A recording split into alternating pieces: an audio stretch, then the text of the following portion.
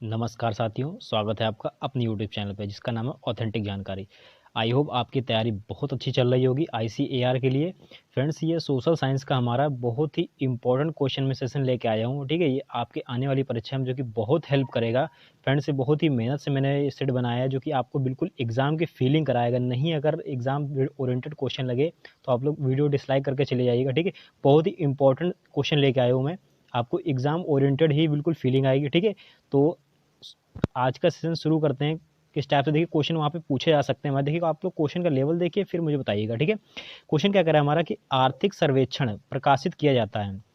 जो हमारा आर्थिक सर्वेक्षण है ये किसके द्वारा प्रकाशित किया जाता है? तो ये प्रकाशित किया जाता है फ्रेंड्स ये वित्त मंत्रालय द्वारा।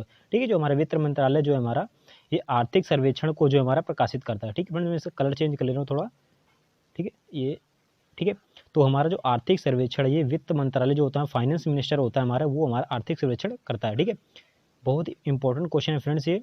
ठीक है, अब देखिए अगला क्वेश्चन कह रहा है हमारा कि उत्तर पूर्वी श्रीलंका में स्वतंत्र तमिल ईलम सरकार बनाने की मांग को गठन बने। यानी कि उत्तर पूर्वी श्रीलंका में जब हमारी तमिल ईलम की जो सरकार बनाई ये गठन कब हुआ था? तो ये सन हुआ था सन 1980 की बात है फ्रेंड्स। जो उत्तर पूर्वी हमारे राज्य में श्रीलंका में तमिल ईलम बनाने की सरकार की मांग हुई थी। ठीक है, चलिए अगला क्वेश्चन हमारा क्या है। श्रीलंका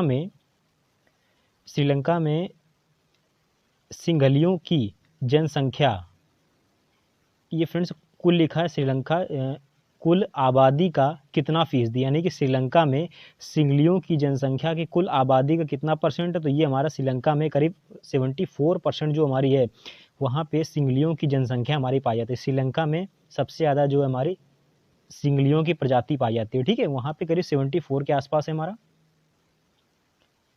चलिए अगला क्वेश्चन क्या करें हमारा। बेल्जियम में सन 1970 से सन 1993 के बीच, ठीक है, ये क्या लिखा है। ठीक है फ्रेंड्स, ये देखिए पीडीएफ है, पीडीएफ को बनाने में फ्रेंड्स इधर उधर हमारे जो हमारे ये अक्षर हैं इधर उधर हो जाते हैं। ठीक है, तो उसके लिए माफ़ी चाहता हूँ। नेक्स्ट वीडियो में ऐसा नहीं होगा, लेकिन आप लोग क्वेश्चन देखिए एग्जाम की बिल्कुल फीलिंग ही आएगी। ठीक है, तो प्लीज़ चैनल को सब्सक्राइब कर लीजिए फ्रेंड्स। ठीक है, 1970 से 1993 के बीच संविधान में कितने संशोधन हुए? ठीक है, 1970 से 1993 के बीच करीब हमारे 4 संशोधन हो चुके हैं। ठीक है, बेल्जियम हमारे हर टाइप से आपसे क्वेश्चन वहाँ पे बनने वाले हैं। ठीक है फ्रेंड्स, चलिए अगला क्वेश्चन क्या करें हमारा। सिंगली को श्रीलंका में राजभाषा कब घोषित किया गया? तो जो हमारी सिंगली है, हमारी सिंगली भाषा है हमारी, और श्रीलंका में इसको कब घोषित किया गया था? तो सन 1956 में हमारा श्रीलंका में सिंगली भाषा को घोषित किया गया था। चलिए अगला क्वेश्चन क्या करें हमारा। ठीक है फ्रेंड्स, टोटल हमारे 25 क्वेश्चन हमारे जो बिल्कुल लेवल एग्जाम के हैं। ठीक है, कई लोग कमेंट कर रहे थे सर सोशल साइंस का पूरा करा दिए। फ्रेंड्स, मैं अब सोशल साइंस का मेरे पास पूरा सिलेबस आ चुका है। ठीक है, तो मैं जितने भी क्वेश्चन बन सकते हैं अभी आने वाले दिनों में पूरी के पूरा जितना भी सोशल साइंस है, जिसमें से हमारा कई सारे जितने चैप्टर हैं पूरा 1 से 1.5 घंटे में पूरा सिलेबस में करा दूंगा। ठीक है, बस आप लोग से यही कमेंट है कि प्लीज़ चैनल को सब्सक्राइब करके शेयर कर दीजिएगा फ्रेंड्स, थोड़ी सी हेल्प हो जाएगी हमारी भी। ठीक है, चलिए अगला क्वेश्चन कह रहा है कि भारतीय संसद के कितने अंग हैं? भारतीय संसद के कितने अंग होते हैं? तो ये हमारे 3 अंग होते हैं। ठीक है,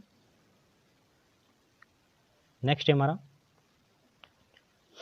क्वेश्चन कह रहा है कि भारत में संपूर्ण देश की सरकार को कहते हैं। देखिए अगर भारत है हमारा, अगर स्टेट में है तो उसको राज्य सरकार कहेंगे, केंद्र है तो केंद्र सरकार कहेंगे, लेकिन अगर संपूर्ण देश की सरकार को तो क्या कहेंगे? तो ये हमारे सेंट्रल ही सरकार कहेंगे। ठीक है, उसको संपूर्ण देश की सरकार को सेंट्रल सरकार।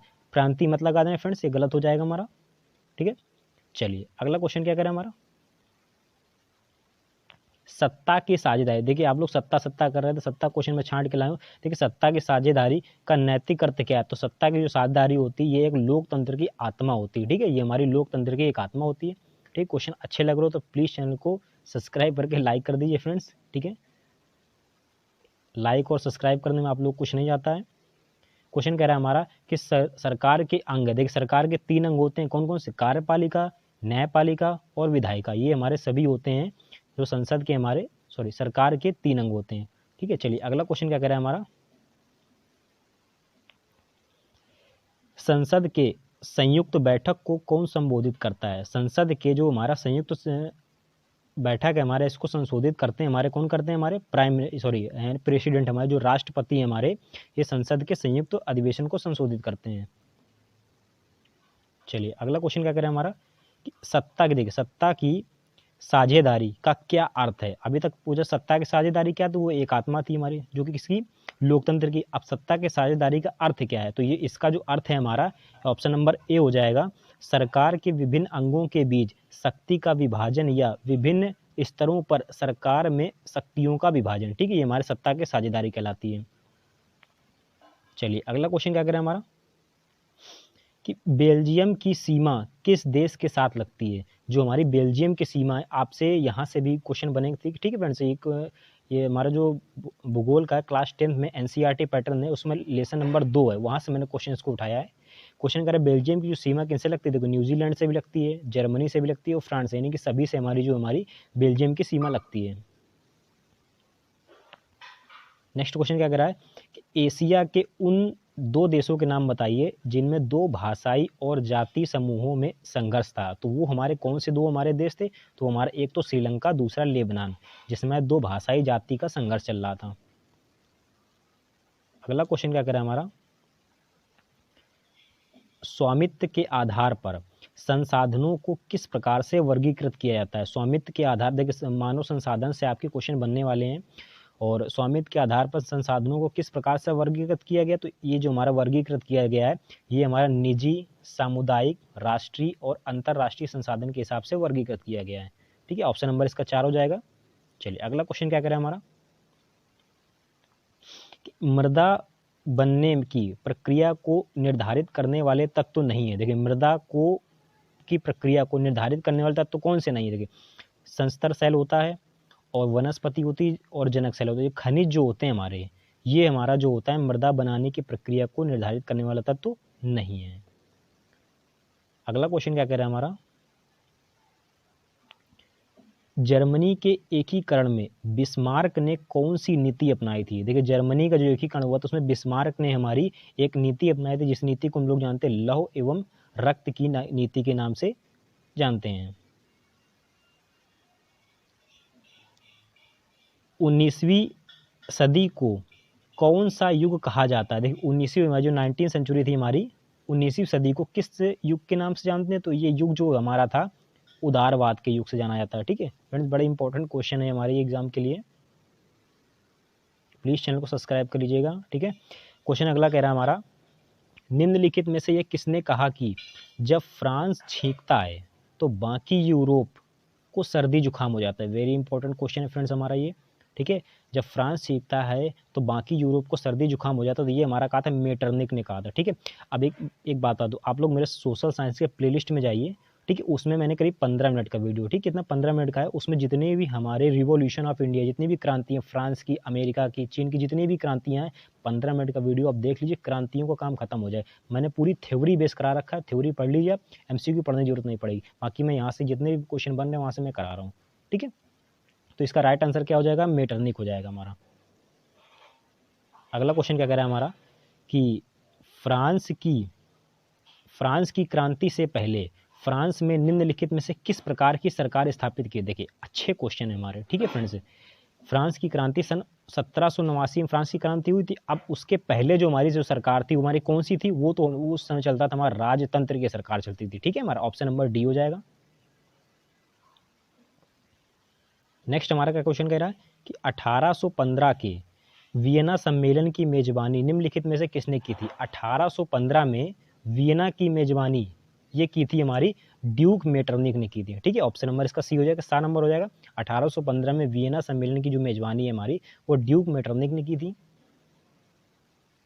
चलिए अगला क्वेश्चन क्या कह रहा है हमारा, कन्फर्म है फ्रेंड्स, यहाँ से आपके 5 क्वेश्चन जरूर आएंगे और मैं कल इससे भी बेटर लेके आऊँगा प्रैक्टिस सेट हमारा। देखिए बोर्ड परीक्षा में पूछा गया हमारा ये कि 1804 की, क्वेश्चन कह रहा हमारा कि 1804 की नागरिक संहिता को किस नाम से जाना जाता है। 1804 की नागरिक संहिता जो थी हमारी, उसको हम लोग नेपोलियन संहिता के नाम से जानते हैं। ठीक है, नेपोलियन जो संहिता हमारी, इसको 1804 में जाना जाता है। चलिए अगला क्वेश्चन क्या कह रहा है हमारा, काबूर कौन था। इंपॉर्टेंट क्वेश्चन फ्रेंड्स हमारा, काबूर कौन था, तो काबूर जो था हमारा, ये सार्डिनिया पीटबर्ड का प्रधानमंत्री था। ठीक है, सार्डिया पीडमेंट का प्रधानमंत्री था हमारा काबू जो था हमारा। अच्छा क्वेश्चन है फ्रेंड्स हमारा ये एग्जाम के लिए। चलिए अगला क्वेश्चन क्या करें हमारा, नेपोलियन बोनापार्ट फ्रांस का सम्राट कब बना। देखिए नेपोलियन जो बोनापार्ट था हमारा फ्रांस का सम्राट कब बना था, तो ये फ्रेंड्स हमारा बना था सन 1848 में बना था। ठीक है, इसमें कन्फ्यूजन फ्रेंड्स मुझे लग रही है शायद इस क्वेश्चन में, शायद इसका राइट आंसर क्या हो सकता था, आई थिंक यही है ये। ठीक है, आप लोग अगर गलत हो तो कमेंट करके बता दीजिएगा मुझे। शायद option number C, option number A में कन्फ्यूजन लग रही है मुझे। ठीक है, शायद इसका आंसर ए ही होगा। 1848 में बोनापार्ट फ्रांस का सम्राट बना था। ठीक है, चलिए अगला क्वेश्चन क्या करें हमारा, फ्रांस की महिलाओं को मताधिकार कब प्राप्त हुआ। फ्रांस की जो महिलाओं हैं उनको मताधिकार प्राप्त हुआ था सन 1946 में। ठीक है, फ्रांस की महिलाओं को मताधिकार प्राप्त हुआ था सन 1946 में। ठीक है फ्रेंड्स, तो आई होप क्वेश्चन समाप्त हो चुके हैं। ठीक है, अगर सेशन अच्छा लगा हो तो प्लीज़ चैनल को सब्सक्राइब कर लीजिएगा फ्रेंड्स, और शेयर कर लीजिएगा, और कमेंट करके बताइए सर क्वेश्चन का लेवल जो एग्जाम ओरिएंटेड है सोशल साइंस के लग रहे हैं कि नहीं लग रहे हैं।